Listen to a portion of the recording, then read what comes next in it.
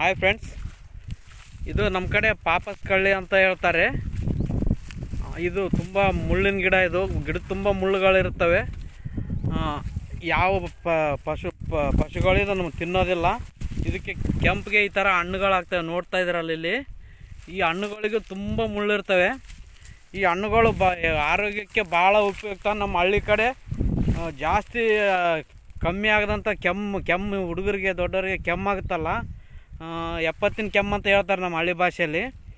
ಆ ಕೆಮ್ಮಿಂದ ಭಾಳ ಆಸ್ಪತ್ರೆಗೆ ಹೋದರೂ ಕಮ್ಮಿ ಆಗೋದಿಲ್ಲ. ಅಂಥ ಕೆಮ್ಮಿಗೆ ಈ ಹಣ್ಣುಗಳನ್ನು ತಿನ್ನಿಸ್ತಾರೆ. ಈ ಹಣ್ಣು ತಿಂದರೆ ಇಮಿಡಿಯೇಟಾಗಿ ಎಂಥ ಕೆಮ್ಮಿದ್ರೂ ಕಮ್ಮಿ ಆಗಿ ಹೋಗುತ್ತೆ. ಅಂಥ ಉಪಯುಕ್ತವಾದ ಗಿಡ ಇದು. ಇನ್ನೂ ವೈಜ್ಞಾನಿಕವಾಗಿ ಇದ್ರ ಹೆಸರು ಏನು ಹೇಳ್ತಾರೆ, ಇದ್ರ ಬಗ್ಗೆ ಇನ್ನೂ ಹೆಚ್ಚು ಮಾಹಿತಿ ಗೊತ್ತಿಲ್ಲ. ಕೆಲವೊಬ್ಬರು ಯೂಟ್ಯೂಬರ್ಸ್ ಹೇಳ್ತಾರೆ BP ಶುಗರು ಎಲ್ಲ ಕಮ್ಮಿ ಆಗುತ್ತೆ ಅಂತ ಹೇಳ್ತಾರೆ. ಅದು ಎಷ್ಟು ಜೋಡಿಸ್ಕೊಂಡು ಹೇಳ್ತಾರೋ ಎಷ್ಟು ನಿಜ ಹೇಳ್ತಾರೋ ಗೊತ್ತಿಲ್ಲ. ನಮ್ಮ ಹತ್ರ ಮಾತ್ರ ಕೆಮ್ಮಿಗೆ ಇದು ರಾಮಬಾಣ ಔಷಧಿ. ಇಲ್ಲಿ ಕಾಣ್ತಾ ಇದ್ದಾವಲ್ಲ ಹಣ್ಣುಗಳು, ಜೂಮ್ ಆಗ್ತೀನಿ ನೋಡಿರಿ. ಈ ಹಣ್ಣಿಗೂ ಕೂಡ ತುಂಬ ಮುಳ್ಳಿರ್ತವೆ. ಇದನ್ನು ಭಾಳ ನಾಜೂಕಾಗಿ ಕೀಳಬೇಕು. ನೋಡಿ, ನಾನು ಕೀಳ್ತಾ ಇದ್ದೀನಿ.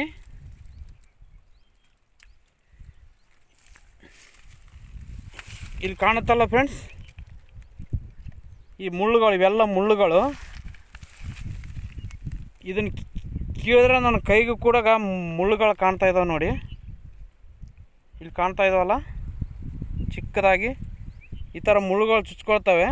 ಇದನ್ನು ಯಾವುದಾದ್ರೂ ಒಂದು ತಪ್ಪಲ ಅಥವಾ ಬಟ್ಟೆಯಿಂದ ಚೆನ್ನಾಗಿ ಬಡಿಬೇಕು. ಬಡಿದ್ರೆ ಮುಳ್ಳೆಲ್ಲ ಉದುರೋಗ್ತದೆ. ಉದುರೋದ್ಮೇಲೆ ಆಮೇಲೆ ನಿಧಾನವಾಗಿ ತೊಗಟಿ ತೆಗೆದುಕೊಂಡು ಅದನ್ನು ತಿನ್ನಬೇಕು. ಈ ರೀತಿ ಮಾಡೋದ್ರಿಂದ ಚಿಕ್ಕ ಮಕ್ಕಳಿಗಾಗಲಿ ದೊಡ್ಡವ್ರಿಗಾಗಲಿ ಭಾಳ ದಿನಗಳಿಂದ ಬಂದಂಥ ಕೆಮ್ಮು ಕಡಿಮೆ ಆಗುತ್ತೆ.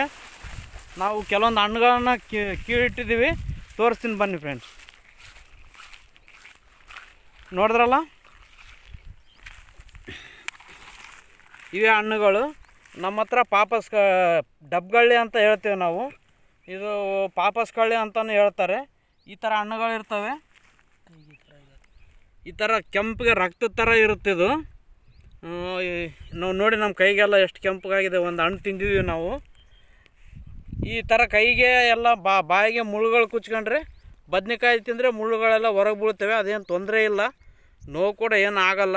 ಆದರೆ ಆರೋಗ್ಯಕ್ಕೆ ಮಾತ್ರ ತುಂಬ ಒಳ್ಳೆಯದು. ಇದ್ರ ಬಗ್ಗೆ ಇನ್ನೂ ಏನಾದರೂ ನಿಮಗೆ ಮಾಹಿತಿ ಇದ್ದರೆ ನಮ್ಮ ಕಾಮೆಂಟ್ನಲ್ಲಿ ತಿಳಿಸಿ. ಓಕೆ ಫ್ರೆಂಡ್ಸ್, ಬಾಯ್ ಬಾಯ್.